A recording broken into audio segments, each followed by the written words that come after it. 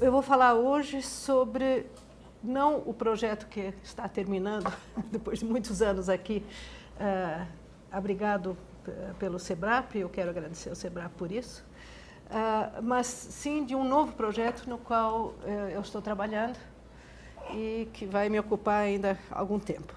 É um projeto que, como vários dos quais eu participei, tem muita interface com políticas públicas. E, então, não é um seminário teórico aqui, embora a gente possa abordar essas questões também, mas eu estou falando de uma intervenção, no fundo, em que eu estou implicada. Talvez eu deveria explicar rapidamente por que esse termo implicada. Quem inventou esse termo foi um antropólogo extraordinário chamado Bruce Albert, que publicou há 2 anos atrás, 3 anos atrás já, um livro com Davi Kopenaua Yanomami, chamado A Queda do Céu. E ele cunhou esse termo porque, em contraposição com um termo que todos os antropólogos conhecem desde o primeiro dia de aula, que é a ideia de pesquisa participante. Pesquisa participante que mais tarde também se tornou, enfim, se bifurcou em pesquisa aplicada, que é um termo que eu acho problemático, mas enfim, pesquisa aplicada, e ele cunhou pesquisa implicada. O que é pesquisa implicada em contraposição com a participante e a aplicada? É uma pesquisa em que o pesquisador vamos dizer, está implicado nos objetivos políticos das pessoas com as quais ele está pesquisando. E isso é o que o Bruce tem feito e demonstrou a fecundidade disso nesse livro, que é um livro absolutamente extraordinário, acho que é um marco na antropologia, porque ele conseguiu transmitir o discurso do Davi Yanomami, ao mesmo tempo explicando e fazendo a gente perceber a sua riqueza. Sem mais delongas. Então, o que eu estou fazendo atualmente?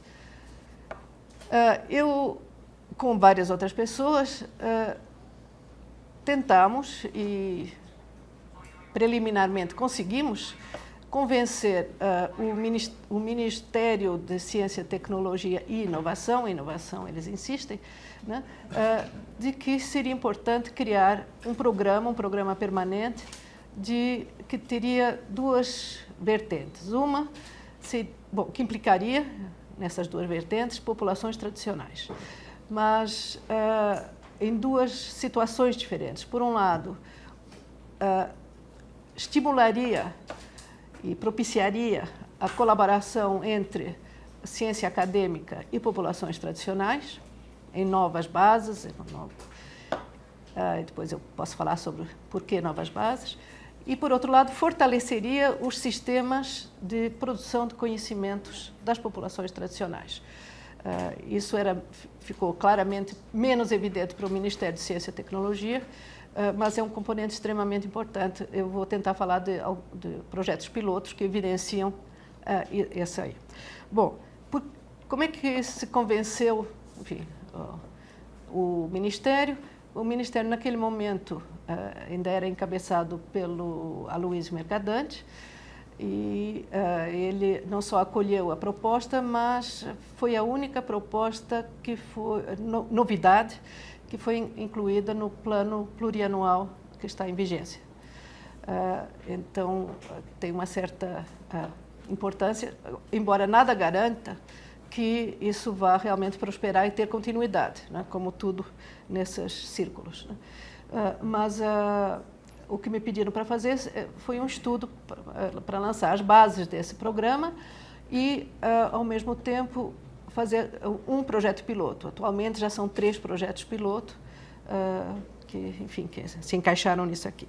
Bom, a argumentação principal que convenceu, creio eu, o ministro Aloysio Mercadante foi que o Brasil está numa situação estratégica privilegiada em relação não só à biodiversidade, todo mundo sabe que o Brasil é um dos 17 países megadiversos em biodiversidade, mas também em sociodiversidade. E nisso nós só perdemos para a Indonésia. Na biodiversidade, o Brasil tem mais ou menos 1/5 da biodiversidade mundial, quer dizer, sozinho, né? E na sociodiversidade, como eu disse, somos segundos no mundo. O arquipélago da Indonésia ganha, mas nós temos mais ou menos umas 230 sociedades indígenas. Esses números variam, como vocês sabem. 230 sociedades indígenas, além das outras sociedades tradicionais no Brasil, né?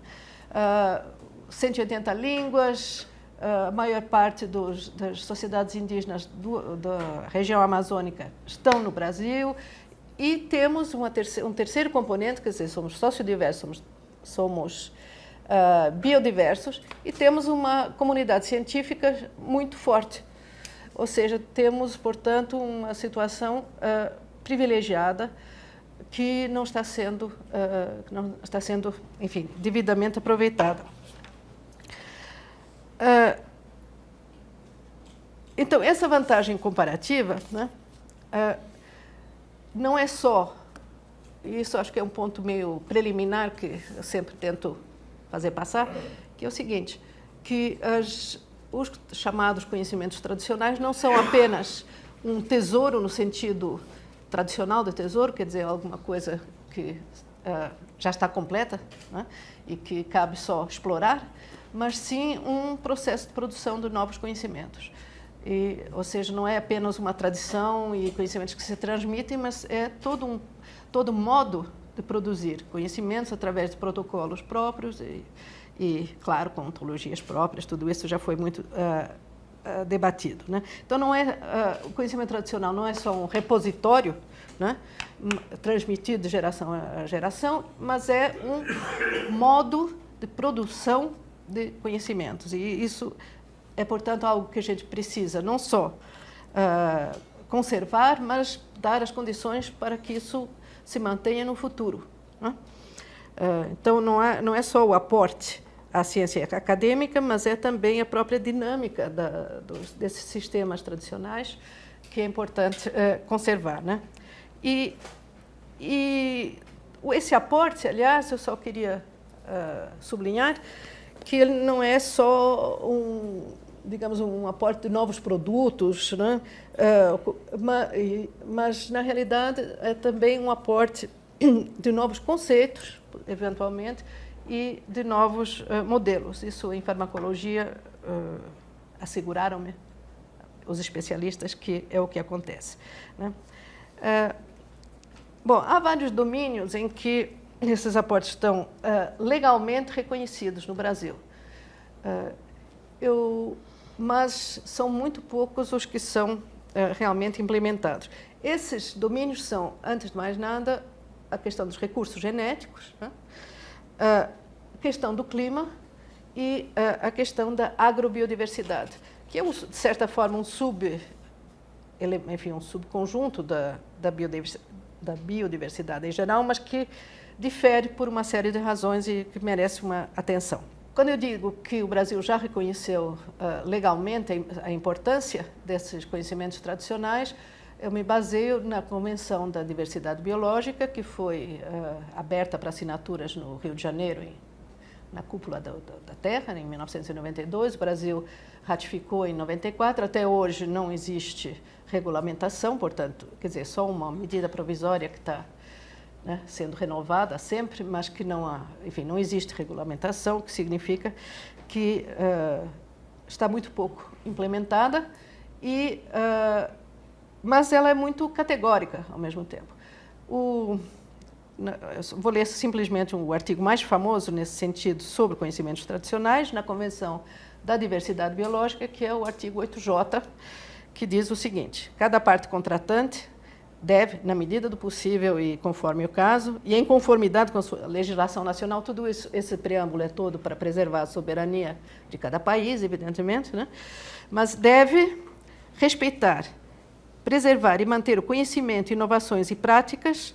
Vejam que inovações está incluído aqui, o que é interessante, corrobora o meu ponto, né?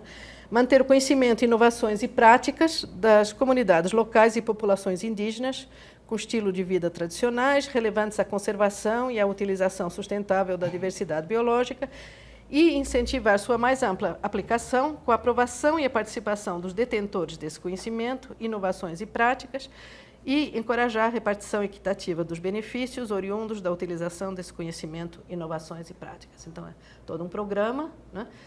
Devo dizer que o problema da repartição equitativa dos benefícios não se aplica só à relação com as populações tradicionais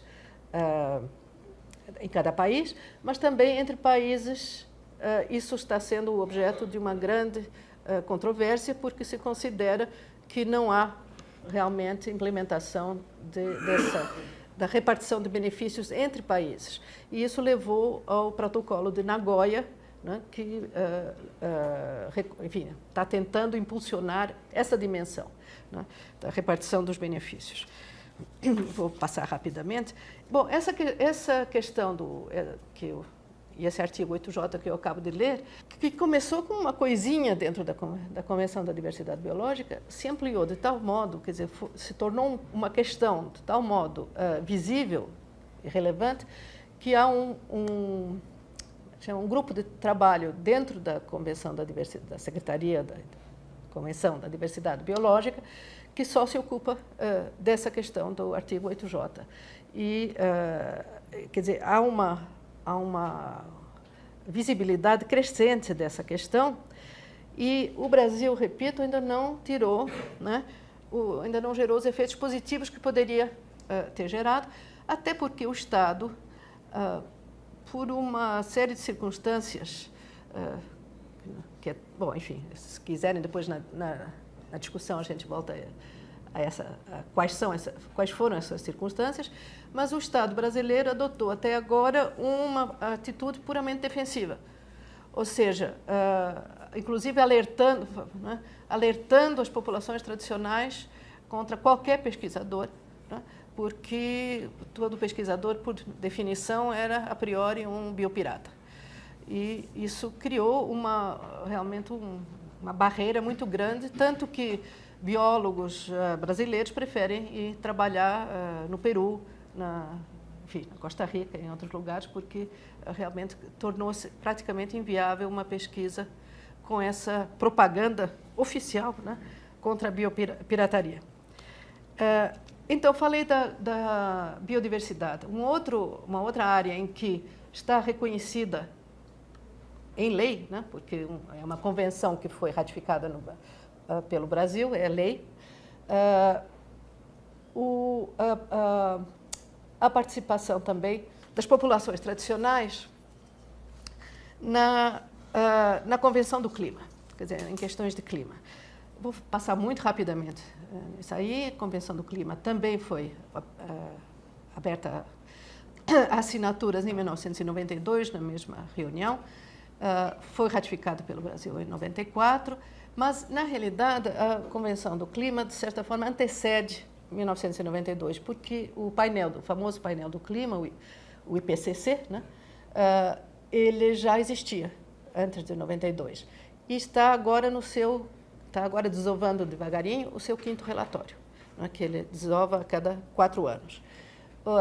Pela primeira vez, nesse relatório, foram chamadas para informar e municiar esse relatório reuniões com populações tradicionais, e foram levantados 400 casos de conhecimentos relevantes das populações tradicionais para o relatório do clima. Esse IPCC é organizado em 3 grupos. O primeiro grupo é das ciências físicas, né? O segundo grupo é da previsão e adaptação a mudanças climáticas. E o terceiro grupo é da mitigação, trata da mitigação dos efeitos das mudanças climáticas.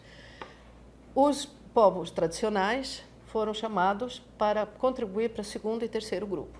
Dessa vez, pela primeira vez, nesse relatório que está agora saindo, através de reuniões em vários momentos, né? Talvez a contribuição mais emblemática aí tenha sido a dos povos do Ártico, são os pastores de renas. da Rússia, da Noruega, da Finlândia, e na realidade isso vai até o Canadá, só que lá não chama rena, chama caribu, né? Eles se organizaram durante o chamado Ano Polar, que foi um ano da ciência do Polo Ártico, na verdade, e foi proclamado em 2007, 2008, e esses povos pastores participaram não só trazendo elementos, mas participaram da agenda de pesquisa desse ano polar, 2007, 2008. E construíram uma base de cooperação com não só várias universidades, mas até com a NASA, fizeram modelagem, fizeram previsões meteorológicas, enfim, entraram em todas as dimensões do problema do clima, que os afeta diretamente, porque, como vocês sabem, os polos são mais afetados pelas mudanças climáticas que o resto do globo, né? Então, essa contribuição é, de certa forma, exemplar para o que se pode fazer justamente em colaboração com as populações locais, né? E quero também acrescentar que essas reuniões para participação neste 5º relatório do painel do clima foram propiciadas, entre outros, pela Universidade das Nações Unidas, que tem um programa forte de conhecimentos tradicionais. Tem um Instituto de Altos Estudos, com uma iniciativa sobre conhecimentos tradicionais. Há uma outra área em que, novamente, já existe uma legislação, que também não está sendo realmente observada, que é a da agrobiodiversidade. Vou entrar, talvez, em uma discussão um pouco mais de jardinagem ou de agricultura, né? Mas acho que é importante entender o seguinte: existem 7.000 plantas cultivadas, mais ou menos, no mundo. A base da alimentação no mundo inteiro é de cerca de 30 plantas, nessas 7.000 plantas cultivadas, né? 30 espécies de plantas. Isso é uma base extremamente frágil, evidentemente, né? E que foi ainda mais fragilizada por uma política que se seguiu à Segunda Guerra Mundial, que foi a chamada Revolução Verde, né? Com a Revolução Verde, queria-se aumentar dramaticamente a produção agrícola, e se conseguiu isso, né, selecionando os cultivares. Cultivares são variedades, né, de uma espécie. Os cultivares mais produtivos, né, independentemente das condições locais. Ou seja, se corrigia, se pegava esses cultivares mais produtivos e se corrigiam os eventuais problemas de solo e de ataques de vírus ou de insetos ou de pestes, né, através de defensivos e insumos, né? Então, foi um grande propulsor da agricultura moderna, né, e contemporânea, mas à custa de fertilizantes e defensivos agrícolas. O Brasil, aliás, é um dos campeões de importação de defensivos agrícolas, né? Isso teve um efeito muito positivo, evitou, por exemplo, uma grande fome que estava ameaçando a Índia, né? Mas teve o que os economistas chamam de uma externalidade negativa, que foi uma erosão genética sem precedentes. O que é erosão genética? É a perda de variedades que eram cultivadas e que essas eram muito mais localmente adaptadas a solos, a clima, e testadas por gerações e gerações de agricultores. A Índia, por exemplo, perdeu uma porcentagem, que eu agora não me lembro, mas muito significativa, das suas variedades de arroz, né? O México, do milho. Enfim, Índia e México foram particularmente atingidos, né? Então, essa erosão da agrobiodiversidade é um grande risco para a segurança alimentar, como vocês podem imaginar. Existe um exemplo famosíssimo, né, que é o da Grande Fome da Irlanda, né, que entre 1845 e 1849 dizimou, né, as plantações de batatas da Irlanda e matou de fome 1 milhão de irlandeses. Isso no meio do século XIX é muito mais ainda do que seria hoje, né, proporcionalmente. E mandou mais 1 milhão para os Estados Unidos né, patrulharem as ruas de Nova York. Eles fizeram um grande contingente de policiais. Né? Mas o que aconteceu? O seguinte, a batata foi domesticada pelo menos há 6.000 anos, nos Andes. Né? E nos Andes se desenvolveram montões, falam até 1.000 variedades de batatas. Né? Há um centro de diversidade secundária da batata que é no sul do Chile, no arquipélago de Chiloé. E os espanhóis levaram, no século XVI, essas batatas de Chiloé, algumas batatas de Chiloé, eu estive lá agora e trouxe umas batatas que não parecem batata de jeito nenhum. Eu devia ter trazido hoje, seria interessante. Esqueci, está em casa. Mas essas batatas de Chiloé que foram para a Europa bom, primeiro houve muito receio dessas batatas, enfim, deixa eu correr, não contar as anedotas, mas enfim, a batata se tornou o alimento fundamental toda a Europa Central, da Inglaterra, grande parte da França e da Bélgica, da Inglaterra e da Irlanda, né? E eram poucas as variedades, eram justamente as mais produtivas que se adotou. Conclusão, houve 4 anos de ataque de uma peste, né, da batata. Como não havia variedades diferentes que podem ser resistentes a diferentes doenças e a diferentes condições, né, morreram todas. Quer dizer, e foram 4 colheitas consecutivas, por isso que morreu tanta gente. Por isso e também porque a Inglaterra não ajudou nada, mas enfim, houve um desastre aí agrícola, né? Isso é uma velha queixa da Irlanda em relação à Inglaterra, né? Bom, então isso mostra, esse exemplo é sempre assim, citado como mostrando a importância em termos de segurança alimentar da agrobiodiversidade, ou seja, da grande variedade que a gente precisa ter de plantas, em particular de plantas cultivadas, né? E isso gerou grandes bancos de germoplasma que existem. Existe todo um sistema para as diferentes espécies mais cultivadas. Por exemplo, existe para a batata, para a mandioca, para o milho, para o trigo, para o arroz, enfim. E são centros de conservação desses recursos genéticos, né? E essa é toda uma cadeia, né, de conservação que conservam essas variedades todas num ambiente que permite que elas germinem, né? Então, às vezes é como é que chama? Congelando esse material, né? Ou de outras maneiras, mas conservam esse material em condições de germinar. Só que isso não basta.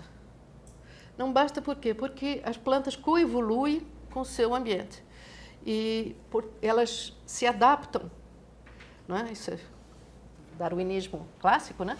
Elas se adaptam às ameaças e se adaptam às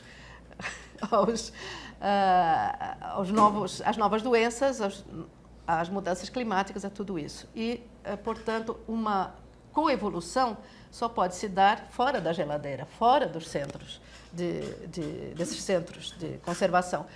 Ela tem que se dar no local onde existe maior variedade exatamente dessas plantas, né?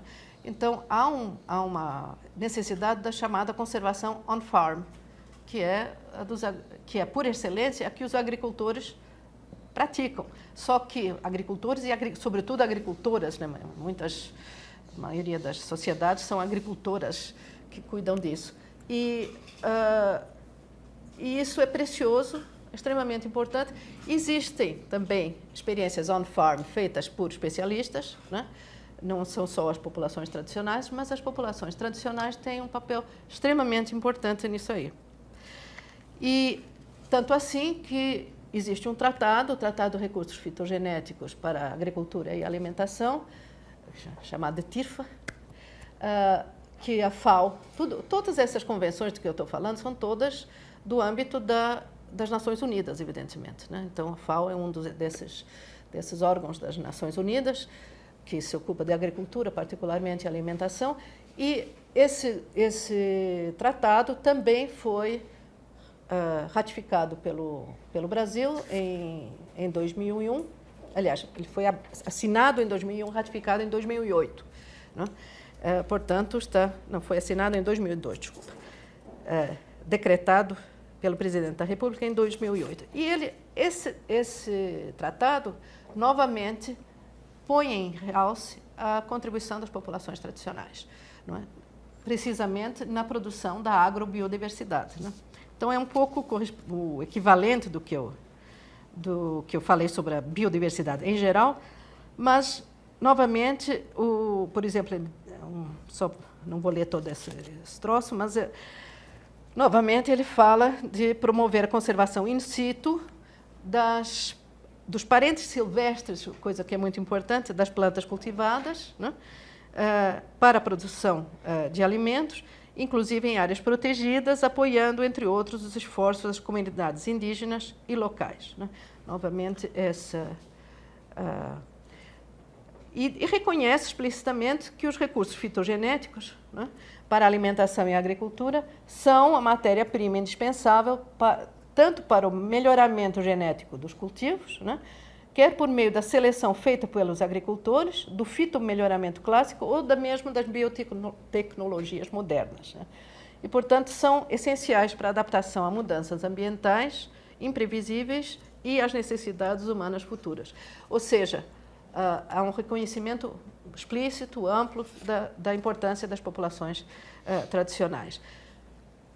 Nós temos no Brasil uma organização de pesquisa absolutamente extraordinária, que é a Embrapa. Tem 45 unidades de pesquisa, né, mas que não, até hoje, tem um micronúcleo, que não é nem um núcleo, são pessoas que trabalham com populações tradicionais e seus conhecimentos. São a exceção, não são a regra. Né? E não existe na Embrapa. A Embrapa foi toda desenhada para apoiar a agricultura e a pecuária. Não existe uma Embrapa da floresta. Não existe uma Embrapa para fomentar a floresta em pé e cadeias produtivas baseadas na floresta em pé, que seria essencial para a Amazônia. Isso não existe na Embrapa, ou seja, toda a política da Embrapa está voltada para o agronegócio. Este ano é o Ano Internacional das Agriculturas Familiares e há um certo movimento em torno disso. Né? Mas, mesmo assim, quer dizer, isso não é o mainstream da Embrapa.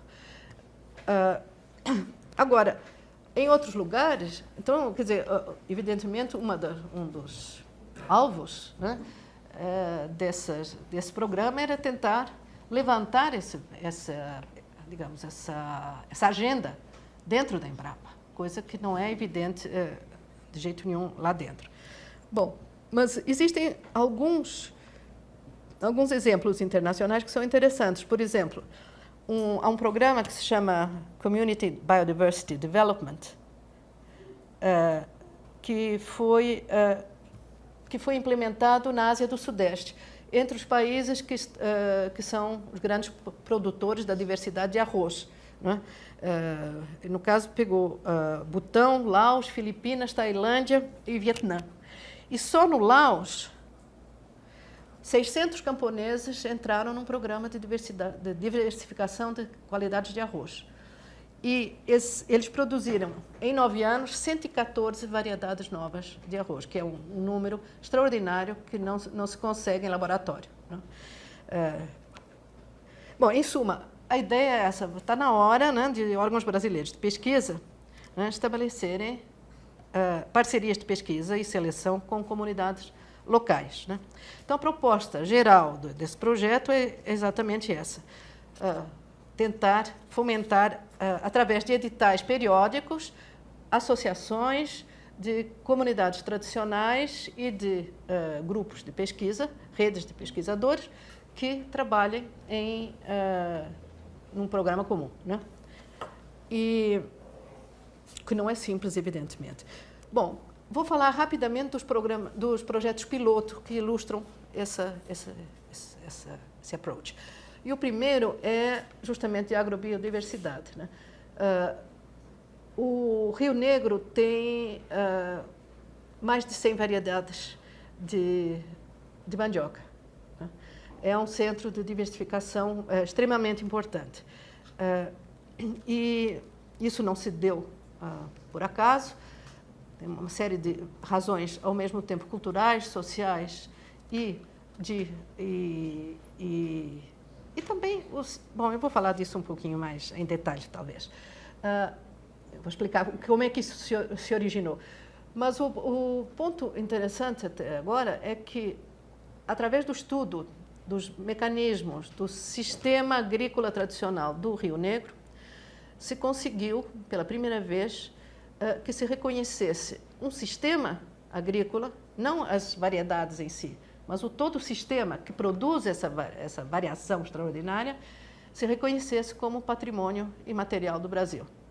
Bom, nunca se tinha reconhecido um sistema agrícola como patrimônio e agora, não por acaso, foi reconhecido por um órgão cultural.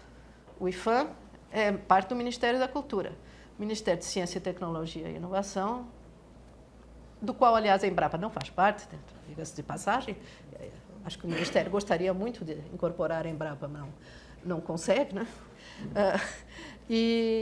Mas, enfim, a área científica não reconheceu. Quer dizer, quem reconheceu é o patrimônio histórico e artístico nacional, o Ministério da Cultura. Este projeto que a gente está tentando fazer avançar é uma iniciativa do Ministério de Ciência, Tecnologia e Inovação. E essa mudança é muito importante. É muito importante, porque não é mais simplesmente o reconhecimento, digamos, de uma importância cultural, né, mas é a importância científica que está sendo afirmada nesse projeto. Né? Esse projeto piloto é particularmente importante porque, justamente agora, o governo do estado do Amazonas resolveu que vai modernizar a agricultura do Rio Negro.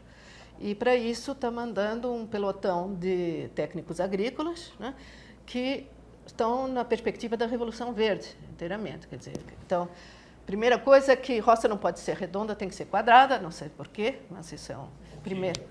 A roça, o roçado, não pode ser redondo, tem que ser quadrado. Né? Isso, quadrado, eventualmente retangular. Não, é um funcionário do governo, coitado. Ele muitas vezes são, inclusive, técnicos indígenas, mas que são imbuídos dessa pouca ciência, né? E que se tornam absolutamente impermeáveis aos conhecimentos tradicionais, que acham que subiram de status e então são os mais perigosos, de certa forma. Né? Então, existe uma iniciativa em curso, né, de modernização, em particular em Santa Isabel do Rio Negro, que é onde a gente está trabalhando, e isso ameaça diretamente a agrobiodiversidade da região. Claro que isso pode coexistir, nada impede que haja, por um lado, um esforço de produção maior, mas é preciso também saber o valor, conhecer o valor do que o sistema tradicional está trazendo, em particular, essa contribuição da agrobiodiversidade para a segurança alimentar de todo mundo. Né? Por que existe tanta agrobiodiversidade no Rio Negro? Por N razões. Eu falei das razões culturais. Bom, começa que no Alto Rio Negro existe uma regra de casamento, os antropólogos conhecem bem, que é que existem 23 povos, 23 povos diferentes no Alto Rio Negro. Alguns, dentre eles, uma boa parte são de... não vou entrar nisso, mas enfim, esses 23 povos têm regras de casamento, uma boa parte deles, que faz com que, por exemplo, um tucano se case só com uma mulher dessana. Os tuiuca, não, mas os tarianos se casam com piratapuia ou com tucano também. Enfim, há regras de casamento que não permitem que duas pessoas do mesmo grupo linguístico, né, se casem. Então, isso torna, aliás, as aldeias lugares curiosos, porque o marido e a mulher não falam a mesma língua. Não tão curioso. Não tão curioso assim. Não parece haver grandes problemas nisso. E a famosa língua materna, quando chega na hora da educação e de educar em língua materna, não sei o quê, a língua materna não é a língua do grupo, porque a mulher é que se desloca para o grupo do marido. Portanto, a língua oficial do grupo é a língua do pai, mas a língua materna é a que as crianças aprendem primeiro e não é a língua do grupo. Enfim, pelo menos. E, em geral, muito mais do que isso, né? Quando a mulher se casa e vai para a aldeia do marido, o que é que ela leva? Entre outras coisas, ela leva,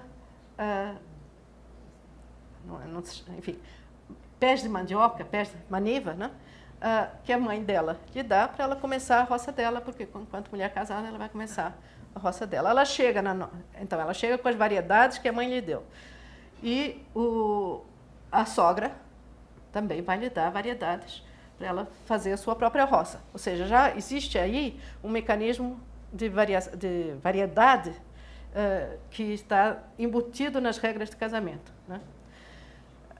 Além disso, em toda essa região, as agricultoras...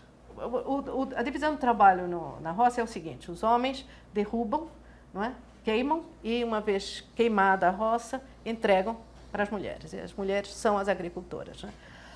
E elas têm um gosto extraordinário pela coleção.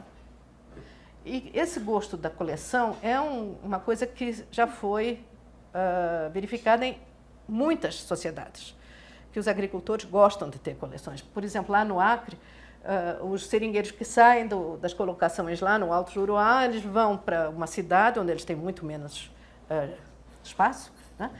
Mas levam as suas 7 qualidades de banana e plantam em Cruzeiro do Sul.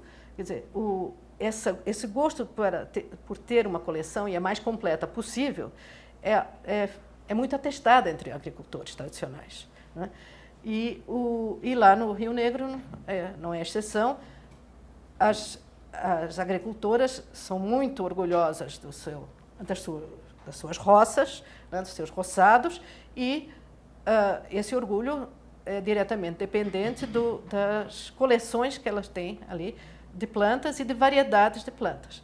E como a alimentação repousa, antes de mais nada, sobre a mandioca, que é o produto de base, mas há N outros produtos na roça, né? As variedades de mandioca são particularmente prezadas para a coleção, justamente.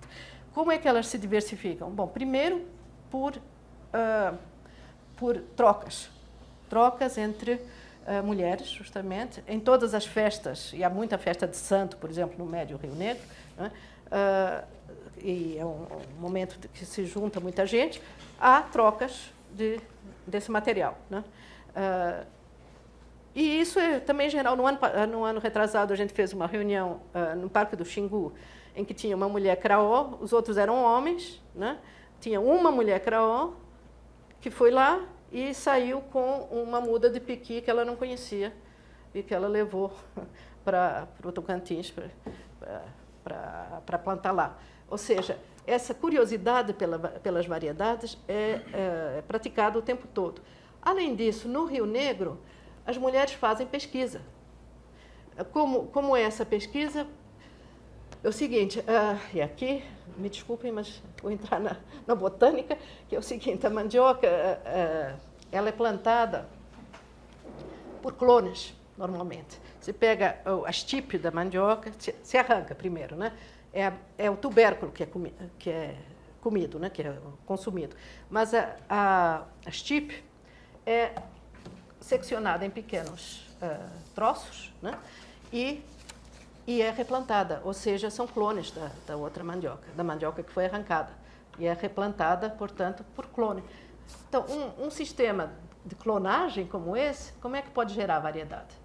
E aí é que entra uma coisa interessante, que é o seguinte, apesar disso, a mandioca, como aliás a batata, não perdeu a capacidade de reprodução sexuada. E a reprodução sexuada é, como a gente sabe, o que permite a variação, né? Permite que filhos não sejam iguais aos pais, né? Então, essa mandioca, ela frutifica, ela flora, ela frutifica e ela espoca depois e joga suas sementes, né? E essas sementes têm um apêndice doce que interessa às formigas. As formigas pegam e levam essas sementes para seus ninhos, para as suas tocas, e lá elas ficam dormentes, essas sementes. E elas só germinam depois de um estresse, como muitas sementes fazem, aliás, um estresse muito grande que é provocado pelo fogo. Então, essa proibição de tocar fogo nos roçados está fazendo com que não se pare a diversificação da mandioca, por exemplo, porque elas só germinam em cima depois de um fogo. E o sistema sucessional bem conhecido desses roçados tradicionais na Amazônia, qual é? Existem dois tipos de roçados, aqueles que se abrem na mata bruta, como se diz, né? E que dão muito mais trabalho para os homens, né? Porque são mais difíceis de derrubar as árvores e tal, e aqueles que se abrem em áreas de pousio agrícola, que são áreas que já foram roçados, né? e que se deixa repousar para que o solo se torne novamente fértil, né? Durante 10, 15 anos, 20 anos, enfim, depende das situações. E que são relativamente mais fáceis de cultivar. Então, mulheres cujos maridos estão doentes, enfim, por várias razões, preferem, então, cultivar roçados, que são capoeiras, na realidade. São áreas de pousio, jachère, né, como falam em francês. Aí, são essas áreas que têm as tais mandiocas produto de reprodução sexuada. E elas germinam depois do fogo que se põe depois da derrubada, né? E as mulheres sabem que essas são mandiocas diferentes, né? E elas as cultivam num canto do roçado durante pelo menos 3 anos para testá-las. Por que 3 anos? Porque no primeiro ano essas mandiocas fazem uma raiz muito comprida e funda, e só no segundo ano, depois de clonadas, é que elas dão os tubérculos que podem ser reconhecidos como tendo certas propriedades ou não. Então, além disso, é proibido jogar fora qualquer maniva, é uma regra cultural, ninguém joga fora.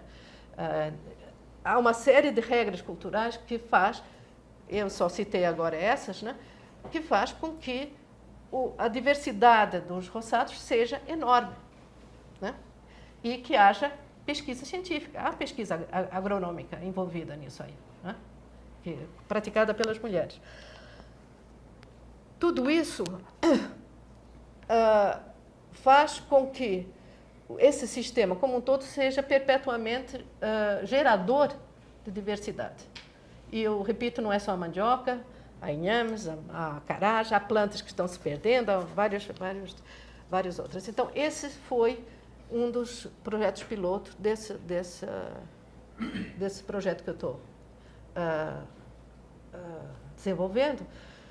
Mas eu queria falar muito rapidamente dos outros dois, porque eu acho que é interessante para a gente conversar. Um outro projeto não é na Amazônia, é aqui em São Paulo, na Jureia, que é uma estação, é um mosaico de unidades de conservação, na realidade, que já foi modificado N vezes, que está sempre sendo contestado, e do qual a população tradicional foi expulsa. Os caiçaras foram expulsos de uma boa parte daquela região.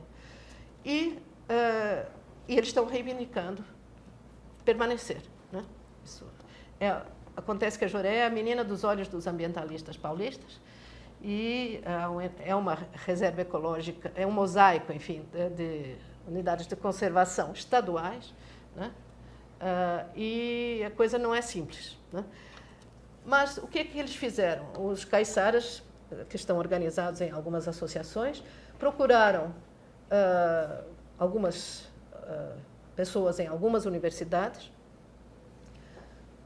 para municiá-los. E, através dessa demanda, se chegou a uma proposta que em etapas, evidentemente, mas é uma proposta de se fazer um estudo de ecologia histórica da região e ver qual foi realmente o impacto da ocupação tradicional no fluxo gênico, na biodiversidade, nos solos, enfim, todo.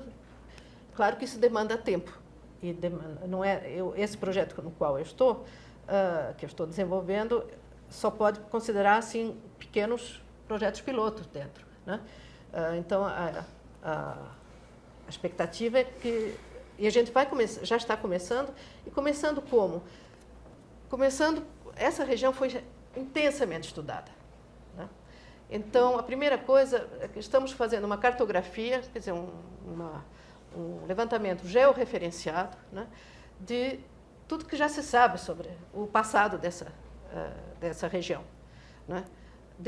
Vai desde as genealogias das famílias, até a localização das roças, até todos os estudos biológicos que foram feitos, porque a Jureia, de certa forma, era sempre o lugar de treinamento de novos biólogos, né? Então, há N pesquisas já feitas ao longo de muitos anos.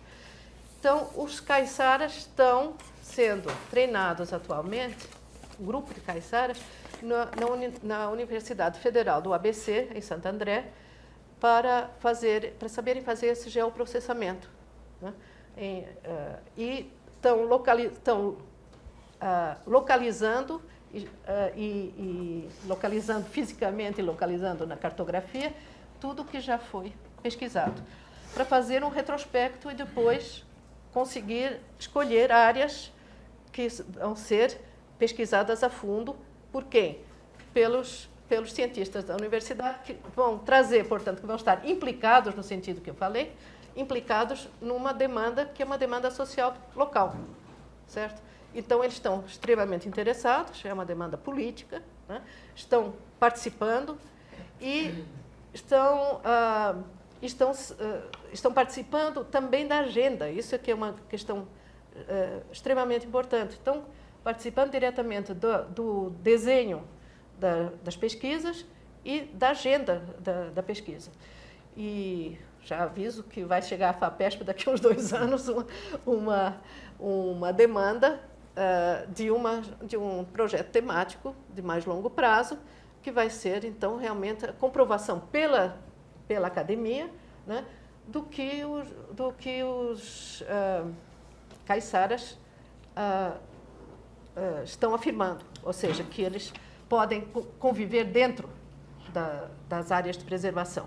Claro que isso tudo exige uma negociação, e há também todo um trabalho de pensar como seria a gestão dessa unidade de conservação, quais são as propostas, quais as concessões de parte e de outra, né? Quer dizer, mas é um trabalho que vai municiar, sem dúvida, essa negociação, né?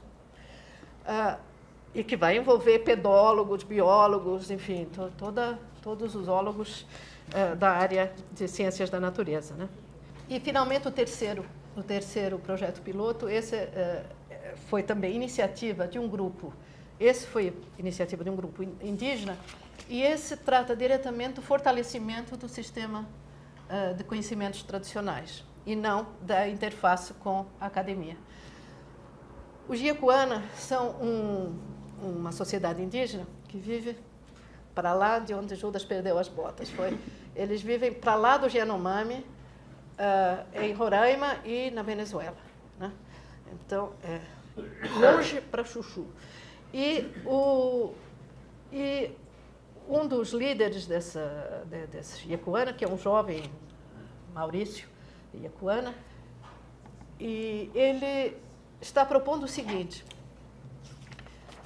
muitos alunos, quer dizer, muitos jovens Yecuanas estão em Boa Vista, capital de Roraima, estudando, né? Estudando em escolas, em geral no ensino médio já, né? E justamente no momento em que eles deveriam, tradicionalmente, aprender uma série de coisas que eles não estão aprendendo, portanto, porque não estão na área. Então, ele quer fazer um curso de férias. O curso de férias dele é punk, é radical. Ele quer, durante 1 mês e meio, mais ou menos, levar esses alunos todos que estão em Boa Vista, que ele considera, com razão, que não estão completamente formados, não estão bem formados, ele quer levá-los para subir de canoa até a área Yecuana e, no caminho, serem instruídos. Bom, é um rio particularmente encachoeirado, dificílimo de navegar. Os Yecuanas são, aliás, conhecidos na região como grandes fazedores de canoas, são especialistas em canoas, então eles vão ser também instruídos a fazer canoas, coisas desse tipo, e vão subir um rio chamado Fadiime durante 1 mês, com instrutores, né? Com instrutores sabedores que vão lá manter o currículo, né? E a disciplina. Disciplina, aliás, complicada, porque precisa levar mulheres, que têm que cozinhar, e os rapazes têm que aprender a caçar, que não estão sabendo bem caçar e pescar, mas não pode namorar porque tem os rituais aí na instrução, no currículo, que não permitem namorar. Então, vai ser realmente assim uma subida... Então, mas é uma proposta extremamente interessante. É uma proposta de reeducação, de certa forma, né? De rapazes e moças que estão fora do sistema tradicional e que, portanto, estão perdendo uma parte da sua formação, né? E, em suma, isso é o exemplo que eu queria dar. Eu só queria acrescentar o seguinte: eu agora estou num momento em que o que mais me preocupa é garantir a continuidade dessa ideia, porque a gente sabe como as coisas vão e voltam, né? E se desmancham, né? Então, uma das atividades que eu estou dando, às quais eu estou dando prioridade agora, é tentar, justamente nesse momento em que, mesmo que haja reeleição da atual presidente, com certeza os ministérios vão mudar,